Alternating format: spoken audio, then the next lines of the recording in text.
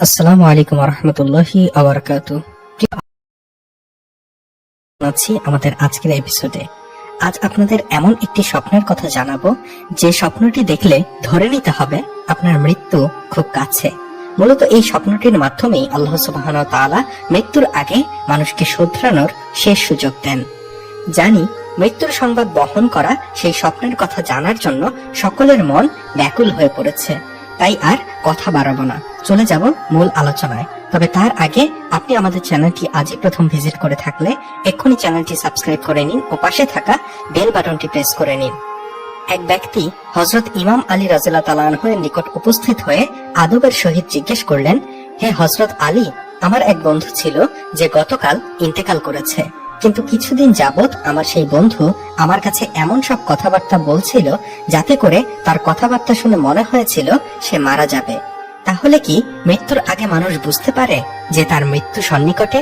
এ কথা বলার পরে হযরত আলী রাদিয়াল্লাহু তাআলা আনহু লোকটিকে বললেন, হে আল্লাহর বান্দা, মনে রাখো আল্লাহ তাআলা আলমে মালাকুল, আলমে বেয়া, আলমে আরওয়াহ এর মাঝামাঝি স্থানে সমস্ত শ্রেষ্ঠ মানব জাতির জন্য মালাকুল রায়া রেখেছেন, যেটা মানুষের জন্য আগত সমস্ত বিপদ আপদ, বালা মুসিবত ইত্যাদি সম্পর্কে আগে থেকে মানুষকে সতর্ক করে জানিয়ে দেন।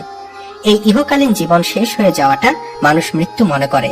আসলে মৃত্যু এমন একটা জিনিস যেটা মানুষকে এক জীবন থেকে অন্য জীবনের দিকে নিয়ে যায়, আর একেই বলে মৃত্যু। জীবন শেষ হয়ে যাওয়াকে মৃত্যু বলে না। আল্লাহ তাআলা তার বান্দাদেরকে অনেক ভালোবাসেন, তাই আল্লাহ তাআলা তার বান্দাদেরকে মৃত্যুর ভয়কে দূরে রাখার জন্য ইলহামি স্বপ্ন দেখায়, যাতে করে মানুষ মৃত্যু যে নতুন অন্য এক জীবন সেটা বুঝতে পারে এবং মৃত্যুর ভয় মন থেকে কমে যায়। আল্লাহ তাআলা মানুষকে এই সুযোগ দেন যাতে করে মানুষ নিজেদেরকে শুধরাতে পারে, নিজের কৃত পাপ কর্মের জন্য আল্লাহর নিকট তওবা করতে পারে এবং মৃত্যুর আগে নিজের আত্মার মুক্তির ব্যবস্থা করতে পারে।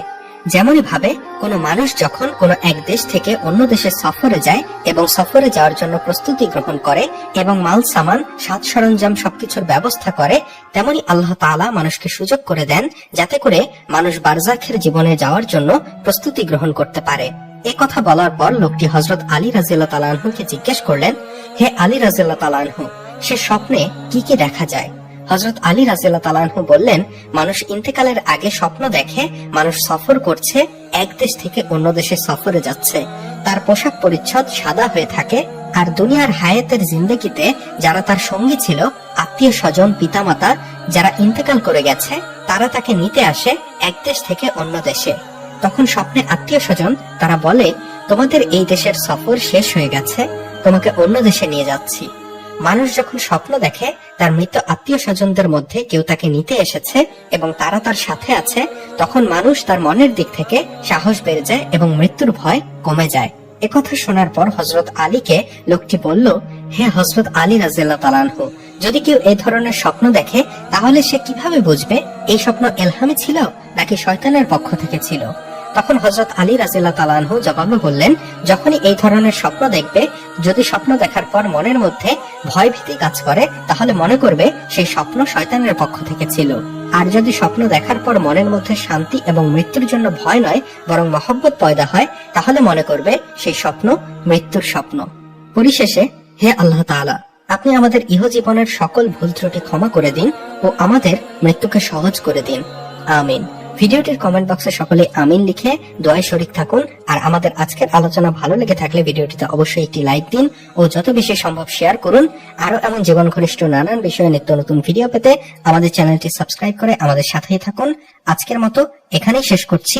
আল্লাহ হাফেজ।